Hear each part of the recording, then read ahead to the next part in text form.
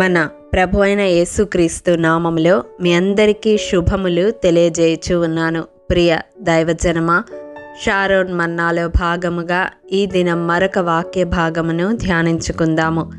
ఆదికాండము 40వ అధ్యాయము 3వ వచనము. అది యోసేపు బంధింపబడిన స్థలము. ప్రియ దైవజనమా, ఆదికాండం బైబిల్ స్టడీలో భాగముగా 40వ అధ్యాయములో యోసేపు ఒక స్థలములో బంధింపబడి ఉన్నట్లుగా వ్రాయబడి ఉంది. అతడు కనిన కలలు, దేవుడు అతని పితరులకు చేసిన వాగ్దానములు అన్నీ ఆ సందర్భములో హాస్యాస్పదముగా, అసాధ్యములుగా అనిపించే పరిస్థితిలో యోసేపు బంధింపబడి ఉన్నాడు. అతని తండ్రి దృష్టిలో యోసేపు మరణించాడు. అతని అన్నల దృష్టిలో యోసేపు బానిసగా అమ్మివేయబడ్డాడు. పోతీఫరు దృష్టిలో నమ్మక ద్రోహిగా చెరసాలకు అప్పగింపబడ్డాడు.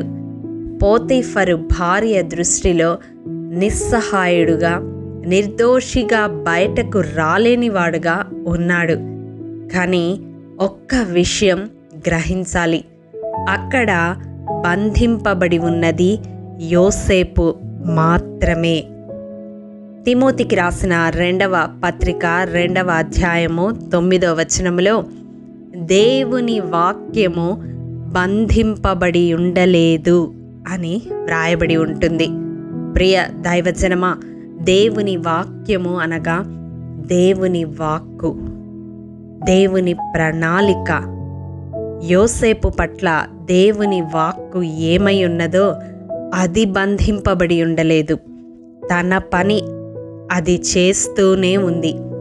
చూడండి, యెషయా గ్రంథము 55వ అధ్యాయము 10-11 వచనములు.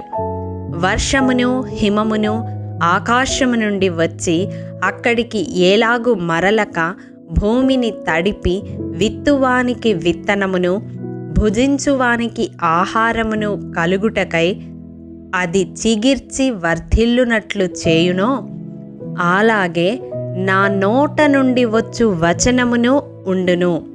నిష్ఫలముగా నా యొద్దకు మరలక అది నాకు అనుకూలమైన దాన్ని నెరవేర్చును. నేను పంపిన కార్యమును సఫలము చేయును. ప్రియ దైవజనమా, దేవుని నోట నుండి వచ్చిన మాట దేవుడు పంపిన కార్యమును సఫలము చేసే దిశగా పనిచేస్తూ ఉంటుంది. అదేవిధంగా యోసేపు జీవితంలోని పరిస్థితులన్నీ యోసేపు పట్ల దేవుని ప్రణాళిక నెరవేరేలా పనిచేస్తూ ఉన్నాయి. కాబట్టి ఈ వాక్యము వింటున్న ప్రియ సహోదరుడా, సహోదరి, నీ జీవితంలో ఏ పరిస్థితులు నిన్ను బంధించి ఉంచాయో, నీవు దేవుని నుండి పొందిన వాగ్దానములు స్వతంత్రించుకోకుండా నీ పితరుల జీవితాలలో దేవుడు ఏమైతే వాగ్దానాలు చేసి ఉన్నాడో అవి వారి సంతతిగా నీ జీవితంలో నెరవేర్చబడకుండా ఏవి నిన్ను బంధించి ఉంచాయో వాటన్నిటినీ పటాపంచలు చేస్తూ ఆ వాగ్దాన నెరవేర్పు దిశగా నీ జీవితాన్ని దేవుని వాక్కు నడిపిస్తూ ఉంది అనే నిరీక్షణ నీవు కలిగి ఉండాలి. అందుకొరకే యోసేపు జీవితం మన ఎదుట దృష్టాంతముగా ఉంచబడింది. మన జీవితాలలో అన్నీ బంధింపబడినట్లుగానే కనపడతాయి, కానీ మన జీవితం పట్ల దేవుని వాక్కు ఏమైతే ఉన్నదో, దేవుని వాగ్దానము ఏదైతే ఉన్నదో, దేవుని ప్రణాళిక ఏదైతే ఉన్నదో అది మాత్రం బంధింపబడి ఉండలేదు. నీకున్న బంధకాలన్నిటినీ తెంచే దిశగా ఆ వాక్కు పనిచేస్తూనే ఉంది. విశ్వసిస్తున్నావా? విశ్వసిస్తే ఈ ప్రార్థనలో ఏకీభవించు.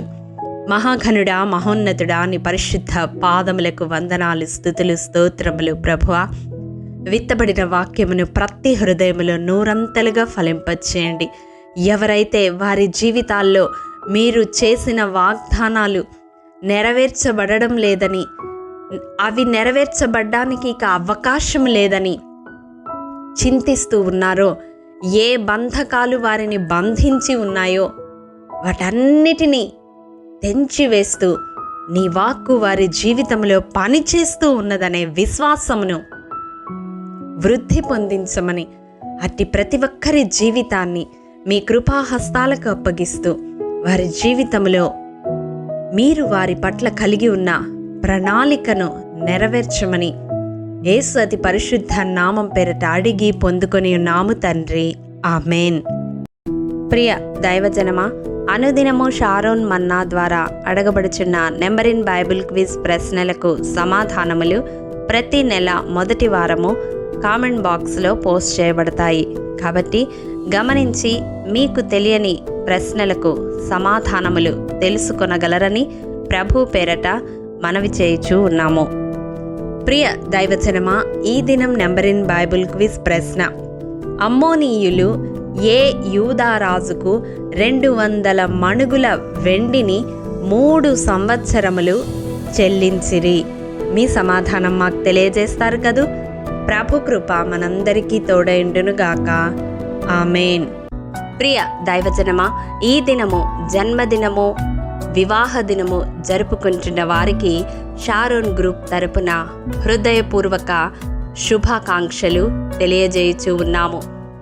దేవుడు శ్రేయస్కరమైన ఆశీర్వాదములతో ఈ సంవత్సరాది నుండి సంవత్సరాంతము వరకు మిమ్ములను నింపాలని ప్రార్థిస్తూ ఉన్నాము. ఆమేన్.